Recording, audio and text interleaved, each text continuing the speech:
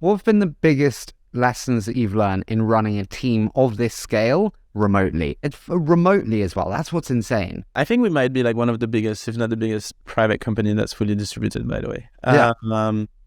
I mean, there's tons, right? Like, you asked at the beginning about trust. Like, I think this is the most important, right? Like, I think remote works for us because my framework is I trust you.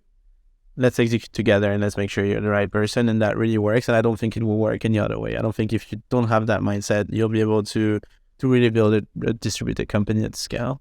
Do you give people the room to set their own goals, or do you micromanage? Because this is my challenge, which is like, unless I micromanage, they don't fucking run fast enough.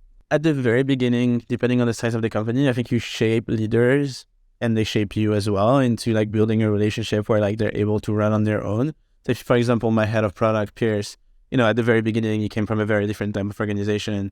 Now, he knows what I'm going to say before I even say it, right? So like, I kind of fully trust him on running that really well. So I think it's a mix of both, right? Like when you're onboarding someone, like it's important to be there for them, specifically on like a remote base. As you grow and as you hire very, very strong people, I think, you tend to be a little less micromanaging. Now, being in the details is very important, right? Like you don't need to be in the details and annoy the people you work with. You can just understand the details and then say something when you have something to say and not just say it all the time. And that usually helps. Did COVID as like a general kind of like theme for 2 years make it easier for you to scale because everyone was acquiring talent remotely and it was the new normal? Or did it make it harder because it was more competitive actually and then everyone could hire remotely? Well, we started a company in 2019, right? So right before COVID. So it's hard for me to tell you how different my life was because we were not hiring in 2019 versus 2020.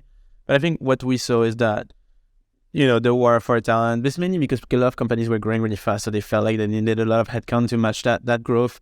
Went a little crazy and the salaries that came out of that were a little insane. That didn't help on the sales side on our side, right? Because like people were starting to look outside of the Bay Area for hiring.